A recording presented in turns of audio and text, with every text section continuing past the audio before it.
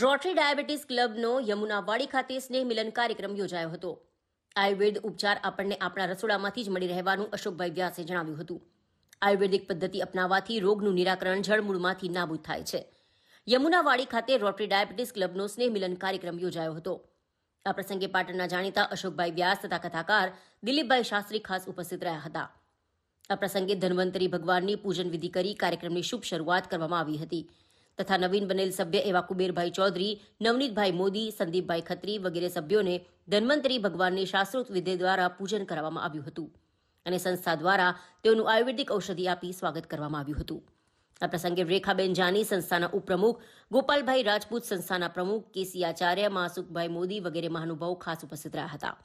આ પ્રસંગે અશોકભાઈ વ્યાસ દ્વારા ભગવાન ધન્વંતરી તથા જીવનમાં આયુર્વેદિકનું કેટલું મહત્વ છે તેના વિશે સુંદર માર્ગદર્શન આપવામાં આવ્યું હતું અને દિલીપભાઈ શાસ્ત્રીએ પણ આયુર્વેદિક ઉપચાર વિશે સુંદર વક્તવ્ય આપ્યું હતું તથા રેખાબેન જાનીએ પણ પોતાના વિચારો રજૂ કર્યા હતા।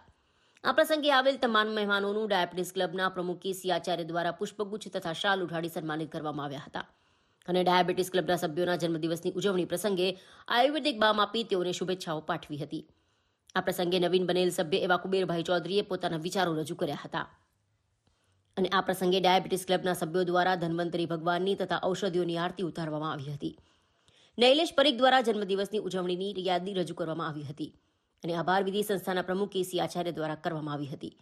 આ પ્રસંગે ડાયાબિટીસ ક્લબના પ્રમુખ કેસી આચાર્યએ તેઓના સભ્યોની ઉજવણી કેક કાપીને કે ફૂંક મારીને નહીં પરંતુ ઔષધિઓની પૂજા કરીને કરવામાં આવી હોવાનું જણાવી તમામ લોકોને પણ વેસ્ટર્ન કલ્ચરથી પોતાના જન્મદિનની ઉજવણી કરવાના બદલે ઔષધિઓની પૂજા કરી પોતાના જન્મદિવસની ઉજવણી કરી ઔષધિઓને પોતાના જીવનમાં વધુ મહત્વ આપવા આહવાન કર્યું હતું। ધન્વંતરી ભગવાન કી જય।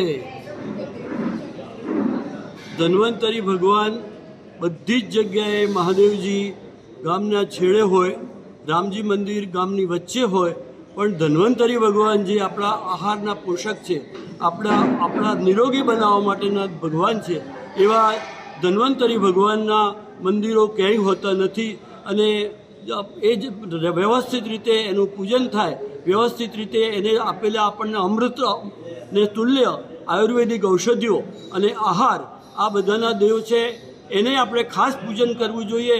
એનો ખૂબ જ પ્રચાર થાય એટલા માટે થઈ અને આ રોટરી ડાયાબિટીસનો આ મુખ્ય હેતુ આ છે। આયુર્વેદિક ઔષધિઓ લોકો નજરે જુએ એટલા માટે પૂરતા પ્રમાણમાં 40-40, 50-50 કિલો રો મટીરિયલ્સ આયુર્વેદિક ઔષધિઓ જેમાંથી બને છે એ બધી ઔષધિઓનો અવારનવાર અને રેગ્યુલર રીતે એની જાહેરાત થાય અને લોકો સમજતા થાય, લોકોમાં એવરનેસ આવે, ધન્વંતરીનું પૂજન થાય।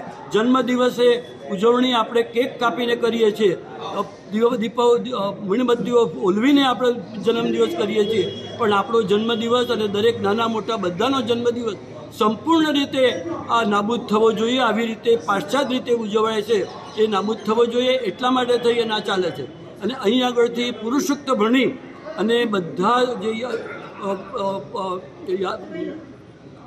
જ જે લોકો છે એ લોકો એનું પુરુષોક્ત થાય ત્યાં સુધી ભગવાનનું પૂજન થાય, ત્યાં સુધી પુરુષોક્ત પૂરો થાય ત્યાં સુધી આયુર્વેદિક ઔષધિઓનું પૂજન થશે અને જેમના જન્મદિવસ હશે એના ઉપર તમામ સભ્યો, તમામ હોદ્દેદારો, તમામ મહેમાનો એના ઉપર ફૂલ પાંદડીથી આખો પુરુષોક્ત ભણાય ત્યાં સુધી એનું પૂજન થશે। આજના કાર્યક્રમનું શું કરવાનું? આજના કાર્યક્રમની અંદર અત્યારે ધન્વંતરી ભગવાનનું પૂજન થશે, અત્યારે ઔષધિઓનું પૂજન થશે, જેના જન્મદિવસ છે એમનું પૂજન થશે અને દીપમાલા પ્રગટાવી અને બધાના જન્મદિવસ ઉજવવામાં આવશે।